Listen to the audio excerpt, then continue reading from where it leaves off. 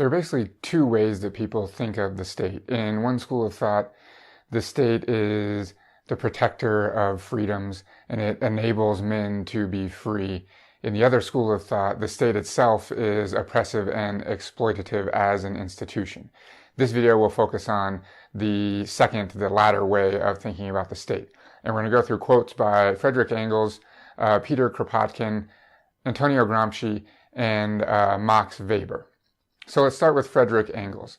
And he writes an extensive analysis on the origins of the state in his aptly named work, The Origins of the Family, Private Property, and the State, which gets published in 1884.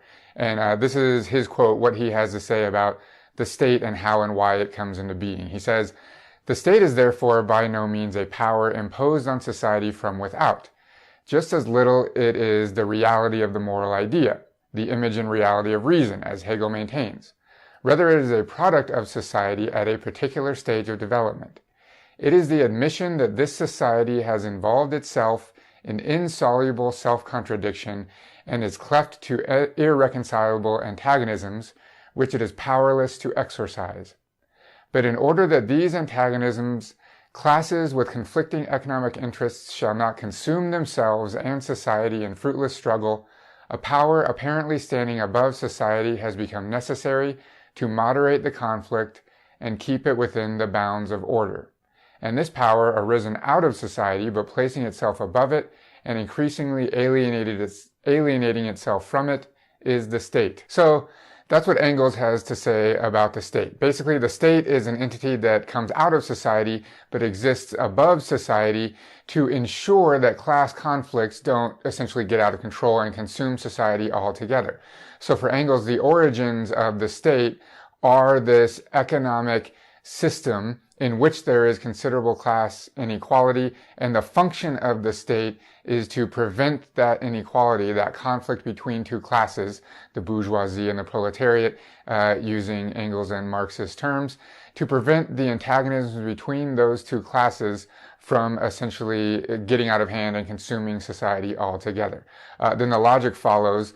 The Marxist logic is that the second that there are no longer class antagonisms, the state will wither away because it will be no longer necessary to ensure that those antagonisms don't go unchecked, because those antagonisms very clearly will not exist any longer. Okay, next let's go to Peter Kropotkin, obviously an anarchist thinker. So let's see what he has to say about the state. This is coming from his writing, Anarchism, Its Philosophy and Ideal, which was written in 1898. Kropotkin has this to say: "To begin with, if man since his origin has always lived in societies, the state is but one of the forms of social life, quite recent as far as regards European societies. Men lived thousands of years before the first states were constituted. Greece and Rome existed for centuries before the Macedonian and Roman empires were built up, and for us modern Europeans, the centralized state dates but from the 16th century. It was only then, after the defeat of the free medieval communes had been completed, that a mutual insurance company between military, judicial, landlord, and capitalist authority, which we call state, could be fully established." So for Kropotkin, similar to Engels, the state is this entity that exists above society that ensures the mutual insurance between other institutions, other oppressive institutions, judicial, military, economic, and so on. And for Kropotkin, the state is this entity that ensures that their interests are aligned and they are always operating along those interests. That's Kropotkin's sort of very short summation of the state and how it functions. Okay, now we're going to go out of chronological order and jump a little bit ahead, 30-ish years, to Antonio Gramsci.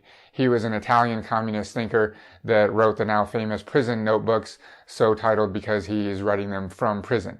He's writing these in the 1930s. He has this to say about the state. He says, "The state is the entire complex of practical and theoretical activities with which the ruling class not only justifies and maintains its dominance, but manages to win the active consent of those over whom it rules."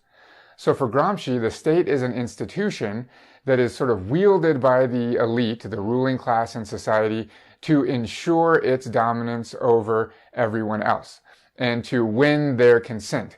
This has a lot to do with Gramsci's concept of hegemony. And if you're interested on that, we have a short video that covers hegemony in depth specifically. So that's Gramsci's concept of the state. The state is an institution that the rich use to maintain control and dominance over society and to win the consent, which is very important for Gramsci's concept of hegemony. Okay, now let's go to Max Weber's idea, and this comes from his essay Politics as Vocation, which he writes in 1917.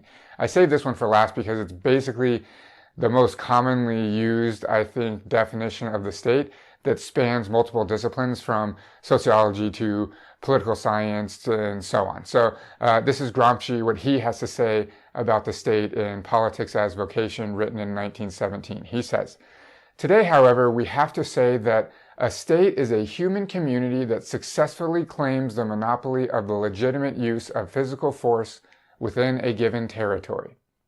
Note that territory is one of the characteristics of the state. Specifically, at the present time, the right to use physical force is ascribed to other institutions or to individuals only to the extent to which the state permits it. The state is considered the sole source of the right to use violence." So like I said, this definition is incredibly popular, and Weber's concept of the state is essentially that the state is the institution that maintains a monopoly on the use of legitimate violence, and that any institution that has the monopoly in any given society on the use of violence would be considered the state. So this is a really easy one to apply to different societies. If you ever wonder, well, what does the state look like in that society? All you have to do is find the institution that has the monopoly on the use of legitimate violence. So in the United States, that very clearly would be the military and law enforcement. The institutions that control those entities are the state, and you could apply that to any society throughout history. And if there is no entity that has a monopoly on the use of violence, then we might consider that to be a stateless society. And like many of these thinkers have talked about, men and women lived for hundreds of thousands of years without what we would consider to be state. So interesting to think about. So that's sort of a few different quotes from different thinkers on the school of thought that the state is oppressive and exploitative and functions to limit the freedom of the citizens of any society rather than vice versa.